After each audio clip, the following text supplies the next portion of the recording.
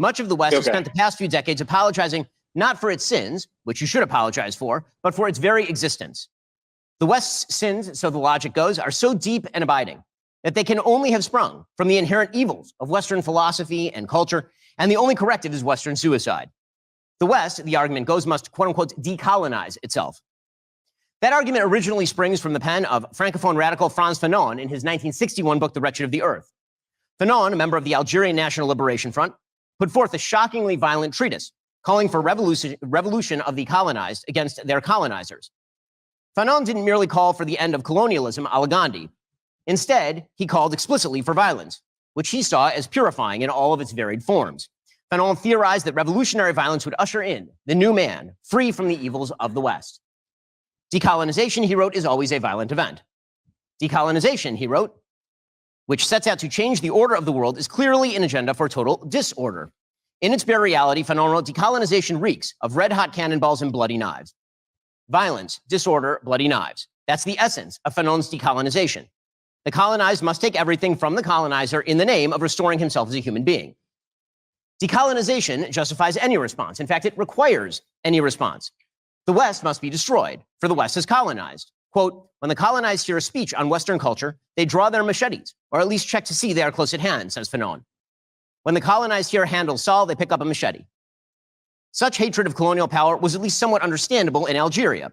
But Fanon wasn't merely making the case for revolutionary violence in Algeria. He was making the case for revolutionary violence pretty much everywhere.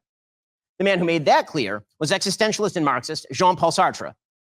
Sartre's introduction to Fanon's Wretched of the Earth makes the case not only that the colonized have an ultimate right to violence, but that the entire West must be collapsed from within. Violence, says Sartre, is man reconstructing himself. Killing a European is killing two birds with one stone, eliminating in one go oppressor and oppressed, leaving one man dead and the other man free.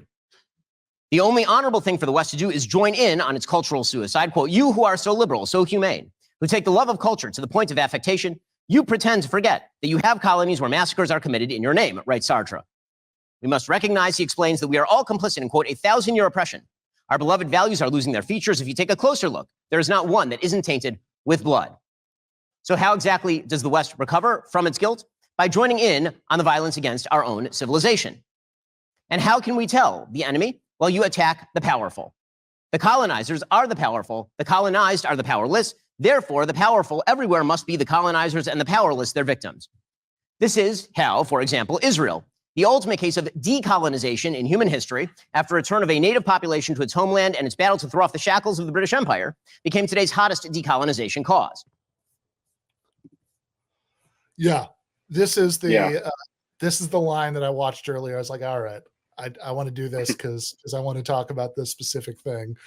Because, look, obviously what he's saying is asinine, but I kind of suspect that a fair number of people who are generally on our side of things are wrong about why it's asinine, or at least the main reason why it's asinine. And I think that's worth, thinking about a little bit, right? Because I think that like a lot of people watching this will say, oh, now see, the reason he's wrong is because Palestinians are the indigenous people, right? And Israelis are colonists. And of course, there's a sense in which that's true, right? No doubt about it, right? There's even a sense in which it's like a little bit funny how this is ideologically shifted over the course of like the last century or so, right? Because if you read like early Zionist writings, Theodor Herzl or like Jabotinsky, who was like the ideological godfather of, basically what became Likud, the right wing of Zionism. These people would say things like, yeah, what we're doing is we're bringing European civilization to this like barbaric Arabic place through our colonization. Jabotinsky had like an explicit metaphor, between Palestinians and Native Americans. And so, there is something very funny about the historical transition from that all the way to like 2023, where the Shapiros of the world will say like, oh, see, actually Israelis are the indigenous people. And this is, right, but also look, there's a sense in which it's wrong, but it's like, there's a sense in which you can make a case for it. And like, I would argue that reflection on this should really tell you is that the entire framework of the way a lot of people think about indigeneity or whatever and why it's morally important really is incredibly reactionary. Because like the real answer to this question about who's indigenous and who's not is who gives a shit, right? It does not matter in any way. It should not matter in any way, right? You know, your human rights should not be linked to where your ancestors lived, which, you know, in a sentence that didn't have the word indigenous in it, I think is something that everybody can nod along to. Yeah, no, absolutely. I mean, I think it's an edgy thing to say in my Canadian context too, where I think like in Canadian academia, like the Indigenous stuff, I don't know how popular it is in the United States, but I know that in Canada, I think it's maybe a little bit ahead of the discussion in the United States. And but this is exactly a feeling that I've had, like when these things come up, just that, like, why are we, like, in a way, it's like, if we don't like ethno-states, like, why would we be like appealing to, and I don't, I mean, it's just like my values are cosmopolitan to some extent. And it's just like, I feel like this appeal to indigeneity and like place and like the importance of that, it's like, yeah, like what's bad about like colonization and like Canadian colonization and American colonization in my mind isn't because of like who are the originators of that place, but more like what the people who came in did to those people, like concretely, as opposed to like, oh, like, but that has little to do with like, well, it's because like you as a human, as a group of human beings is like somehow spiritually and like, you know, genetically or naturally linked to this land and you belong to this land. Like that stuff really, it just does open the door to all kinds of reactionary stuff, as you said. So it's always made me uncomfortable. Yeah. I mean, look, blood and soil nationalism of the oppressed is still blood and soil nationalism, and that's not good. You know, that you it's like, yes, colonization is very, very bad because like it's very, very bad to take concrete individual human beings and kick them out of the place that they live, for example, or to deny them certain rights, or to, you know, do violent things to them, right? These are all awful and unacceptable. But like, you know, the thing that you should be pointing to explain what's awful and unacceptable about it shouldn't be that they're part of this like ethno-cultural unit that has like some sort of collective genetic link to a piece of land, because we shouldn't believe in ethno-cultural units having collective genetic links to pieces of land, right? That should be completely irrelevant, you know, where your ancestors lived or anything like that, right? I mean, this is, you know, everybody, you know, like the idea that there's some pieces of land that are just like intrinsically for certain ethnic abstractions just seems like wildly illiberal and reactionary to me. And, you know, and so it's like, look, is there a, you know, it's like depending on where you want to start the clock or like which things you want to focus on, right? There are many situations probably in which you could like say that something is like, if you're going to adopt this blood and soil framework, that it's like that there's like a certain bit of soil that one group of people like it's like really originally theirs or whatever, or vice versa. But like none of that should have to do with anything, right? I mean, if we, you know, I mean, you know, look, I mean, to be honest, in my communist heart of hearts, I'm not the biggest fan of nation states, period, right? But like in the to the extent that you accept that, you know, that's just how the world as we live in it is currently set up, and you know, it's probably an extremely long-term goal to do anything about that. Then like it's then, you know, let's at least have, you know, civic nations, right? Let's at least have nations that are states of whoever happens to live in them, you know, regardless of, you know, ethnicity, religion, or, you know, or where their ancestors lived, which is just something I could not give the slightest shit about, you know, whatsoever. Right. So it's like, you know, I guess all I'm saying here, and we can move on with the debate unless you remember what you were going to say earlier, but like in the, I do. Okay. All right. So we'll go back to you before we go on. Well, I also want to address something. I noticed John in the chat is saying Indigenous people are called First Nations in Canada. Like, okay, so like I'm not an expert on this field, but every single colleague I have who works on Indigenous issues at the University of Toronto at the PhD level talks about Indigenous politics. So I think First Nations is not incorrect. I think we used to say like 15 years ago Aboriginal, and I believe that's no longer correct for I think reasons that have to be with, for some reason, it's like exclusive of Inuit people in the North. I'm not exactly sure why, but every single thing I've heard in academia in Canada is Indigenous. So I don't know where you're getting this idea that it's incorrect to say that. But please correct me or tell me where that's coming from, because I've never been corrected in that way, even by Indigenous scholars themselves.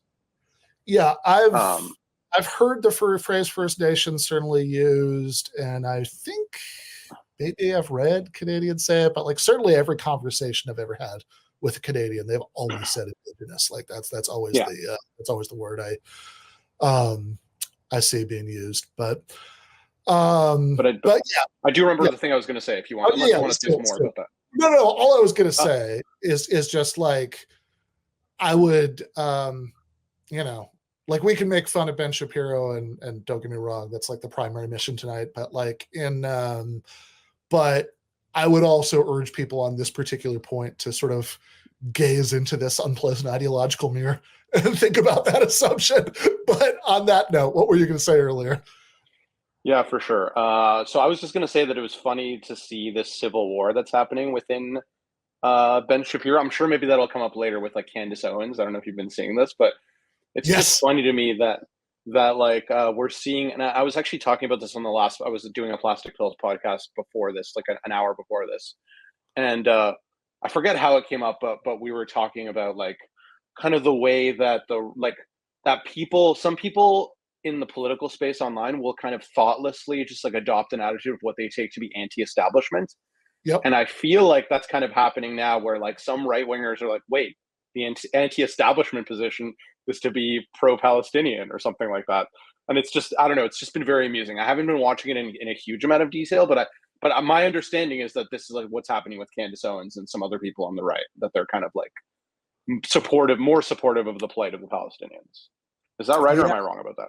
No, I think that's right, certainly at least about Candace Owens. And it's kind of funny. I mean, yesterday I tweeted this joke that was critical support for Candace Owens because of this like fight that she's been having with Ben Shapiro about it. And I got a bunch of people taking it like super seriously and be like, no, actually, but like she's a really bad person. Like, yeah, I trust me, I know. But and look, given like what her ideological priors are, it would be the least surprising thing in the world if her sort of increasing openness to criticism of Israel ended up drifting in weirder, creepier anti-Semitic directions, right? That would kind of be what I would expect, actually. But but I guess my feeling about this is, one, I think it's really funny to watch her and Shapiro fight about it, and that's amazing. Yeah, exactly. And two, I actually do think it's like, in a weird way, it's kind of an encouraging sign. I mean, not that I expect her to advocate this position in a way that I like, but it's, but like, I don't know. I mean, if some of what's going on right now is so bad that you can't get unanimous buy-in for it, like within the walls of the Daily Wire, then what does that tell you about like society at large, right? Like if some of what's going on is a bridge too far for Candace Owens, how do you think a normal person is going to react to it? Totally. One last thing on the Indigenous question. I just noticed someone in the chat say, I'm assuming this person's from Canada.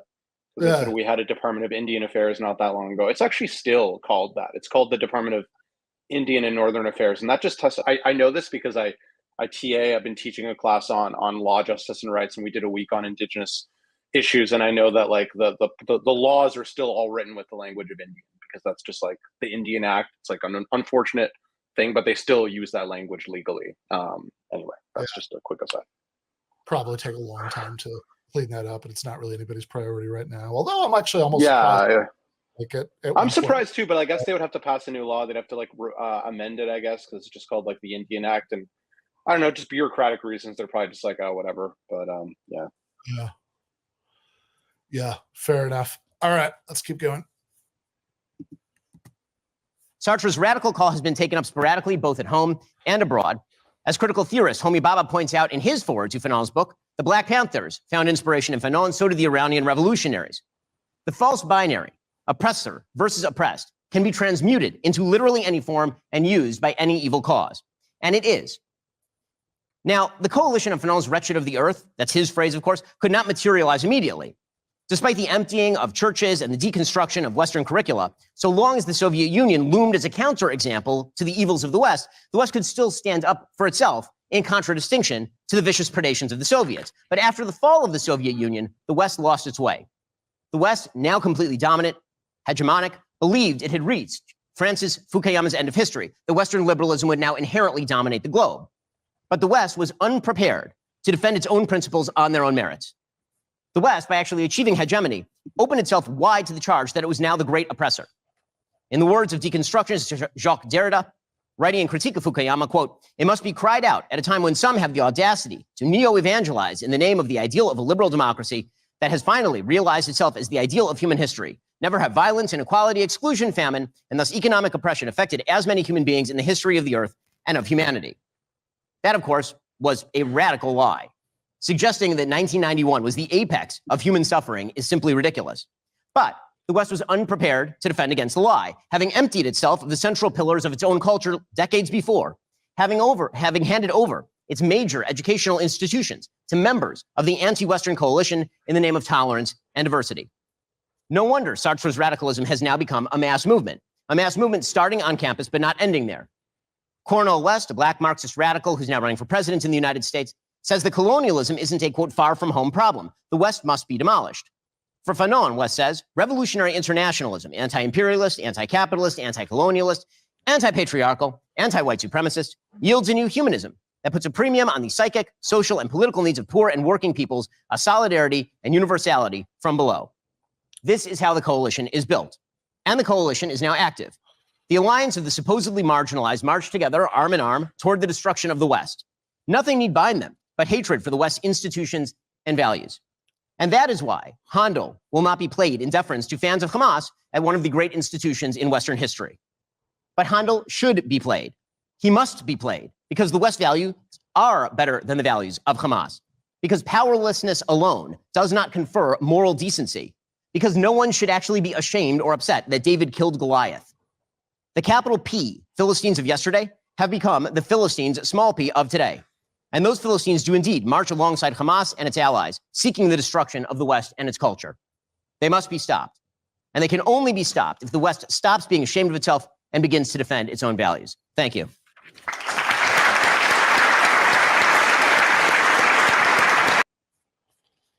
Yeah, I'm glad you stopped it there. I was just going to say, I actually remembered that I wanted to say something about Fanon earlier, because I'm by no means an expert on Fanon, but for sure it was clear that he has not read Fanon carefully at all when saying that stuff. Because, for example, I believe Fanon specifically warns in The Wretched of the Earth, or maybe it's the other book, about about the limits of violence. That that there's always a risk that, I guess, in the acts of violence, you might be able to overthrow an oppressor, but there's always this chance that you're going to become an oppressor yourself by doing that. And so he's just a lot more nuanced about the limits of violence. A lot of people take him, and I would say even a lot of leftists don't understand Fanon at all. When they start sort of invoke his name, he's a lot more of a nuanced thinker than that. And he also was very specifically talking about the Algerian situation, which doesn't really map on for a number of different ways. One of the things Fanon says, I believe, is that the reason these acts of violence make sense in an Algerian situation, I don't know if he's just when he's talking about it in general, is that the colonizers have somewhere to go back to, basically. That if you make the cost for them enough, then they're not going to want to stick around. So it makes sense, but I don't really see how that would really map on to the Israeli situation, because a lot of them are home. That's it's in Algeria, the French soldiers could just go back to France, right? It's just it's a different, and he specifically talks about that. He doesn't understand. Majority of Israelis are from Israel, and even if you want to talk about people's grandparents or whatever, which is already a crazy racist thing to do, but if you are going to do that, right? My understanding is that the biggest group of Israeli Jews at this point are Mizrahi, so they're people whose grandparents whatever lived in Middle Eastern countries, right? That's so yeah. I mean, you could say if you're a two-state person, right? You could say oh, it would like maybe justify it in the context of like West Bank settlements or whatever, that that you can get them to go back to Israel proper, right? But certainly if you're a one state person who's not a genocide advocate, which is the little Venn diagram, area where I am, just for the record, but they have a that's yes on one state, no on genocide, right? Then then people are already home, right? So yeah, I don't know Fanon well enough to comment. I do remember C. Derek Varn saying the same thing. It's something he wrote about this shortly after October 7th, that like a lot of people who from various directions were quoting like Fanon and CLR James seem to miss a lot of the nuances of the sources, which is certainly something I kind of believe on general principle. Certainly Ben Shapiro. I will say I have read one Ben Shapiro book from cover to cover, for better or worse, which was the Right Side of History: How Reason and Moral Purpose Make the West Great. Which I wrote that. I read that to when I was helping Michael Brooks with Against the Web, and one of the things that really struck me from that book is that Shapiro would say that like every time Shapiro like quotes somebody, right? Like I don't know, it always feels to me like you can see like like he's got like a stack of 3x5 cards next to his computer that like has the quote written down on it and the name and the birth and death dates, the person who said it, right? And you certainly don't get the sense very often that he's read the rest of the book. And so I certainly don't trust that he's read Fanon, or for that matter, Fukuyama, right? Who he kind of mentions here in the way that, frankly, people who've only read the title of The End of History to last man in the end of history, whatever that is, to tend to cite it. And the place that I can speak the most to, that somebody actually mentioned in the chat a little while ago, is he's invoking Sartre in this way, that he's like portraying Sartre as this like kind of foaming at the mouth third worldist who wants to kill everybody in oppressor countries. And I was going to bring this up, actually. It's funny. Yeah. Go ahead. Sorry. Yeah. Okay. Well, so I'll kind of go to you on the broader point, but it's like I do actually know a fair amount about Sartre's views on Israel, which honestly, from my perspective, are not great, right? Like, that he was that like he was actually like way more sympathetic than I would like to Zionism, right? So, like, I don't think Ben Shapiro knows that. Yeah, no, that's all I was going to say. I was just going to bring it up. Like, I wasn't sure where you were going, but like, I was just going to say, like, no, Sartre, I'm pretty sure, was like quite supportive of Israel for reasons I'm actually not quite sure about. But that came up in some reading that I did a while ago. But yeah, I mean, look, I think he was probably quite supportive of Israel for for the reasons that that a lot of, I mean, look, he was in the he was an anti-fascist during the during the time in history where that meant the most, right? In the early 40s, right? I think a lot of people who went through that were like very pro-Israel for like obvious reasons. And, he was, towards the end of his life, he was like inching in a better direction on it. I think like, he'd at least seem to sort of like realize and acknowledge that there was like a Palestinian complaint that had to be accommodated in some way. But like overall, yeah, he was definitely more pro-Israel than I would like. And again, I don't think, I think that like maybe Ben Shapiro actually read Sartre's introduction to Fanon, but I certainly don't think he knows anything about his views about the rest of this. Yeah, and Sartre was also like a Stalin apologist for a really long time too, which was gross as well. Yeah. Yeah, I mean, he was certainly. I'm not actually totally clear on the timeline of that. Like, he wasn't. Like, certainly by for quite a long time. Okay, because I know one of the people that I like that I've read a lot is Merleau-Ponty, who is like another phenomenologist, existentialist, and they had a real falling out, I think, because of this. And initially, like Merleau-Ponty, Sartre, they were all like pretty doubling down on the Soviet Union. And then Yeah. stuff started coming out about like the really bad stuff that was going on, and Merleau-Ponty definitely like backpedaled on it, and he was like, okay, like maybe this is a mistake, and actually like kind of broke a friendship because of it, because Tsar was still wanting to double down on the Soviet project. Okay, because I know by the time the Hungarian Revolution happened in '56, Sartre was saying anti-Stalinist things about that, but I also know that he had I think he also kind of, I don't know, I think he had if you remember Facebook back in the day, classic Facebook, where like all of your like basic information was like visible on the main page, and like it was it's like political views, whatever, and it's like there's like the relationship status, right? It's like there's the single, married, whatever, in a relationship, it's complicated, right? Complicated. So I think Sartre was kind of long-term, it's complicated with the French Communist Party. Yeah, for sure. And you know what? I think I originally said Stalinism, and I really should have said more precisely just like kind of actually existing communism in Russia and other places. Like I think he just continued to maintain hope longer than like Merleau-Ponty and others did. Yeah, and I think he did. My understanding is that I also think you can like reasonably fault him for like, even after he kind of realized some of what was wrong with the Soviet Union, that like he kept kind of not learning the larger lesson from that. It's like, oh, okay, well, Soviet Union, that's a shame. Well, how about China? Maybe they're still good, right? Yeah, exactly. Not kind of getting the larger pattern. Last point about this, and I also saw a couple of people pointing this out in the chat. We were talking about Sartre being very pro-Israel for a long time, and really to some extent until he died.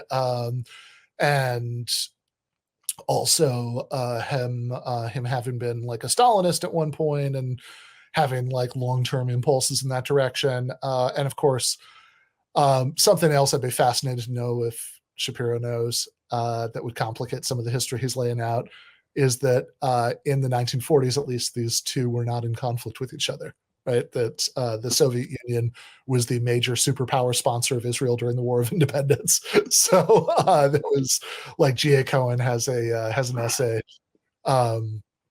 It's called Casting the First Stone is, I think, the main title of it, but it's like basically an essay about like the concept of like who has like a moral right to condemn acts of terrorism. And it's like done for the most part in a very like, it's like a very rigorous, very abstract kind of analytic philosophy essay. But he has this little appendix at the end of it where he traces the history of his own kind of evolution on Zionism in Israel. And in there, he talks about how, his Communist Party of Canada parents took him to this big celebration in Montreal in 1948, when Israel declared independence, and they all like sang the Hatikva together because that's the nobody saw a problem with that at the time, right? Because Moscow and Tel Aviv, were in alliance in 1948. Yeah, that's super interesting. I didn't know that, actually. Yeah, I mean, it definitely. I don't think it took that many years for that to be broken off, and of course, Stalin famously died as a paranoid anti-Semite who was, I think like, accusing people of being Zionists left and right and whatever. But like at the moment when it mattered the most, yeah, he was in their corner.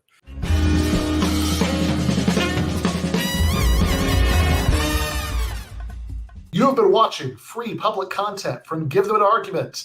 To access every single episode of the show, the main show on Monday nights, all of the streams, all of the debate breakdowns, all of the patron-exclusive post-games on Monday nights, all of the patron-exclusive bonus episodes every week, and much, much more, go to patreon.com/Ben Burgis.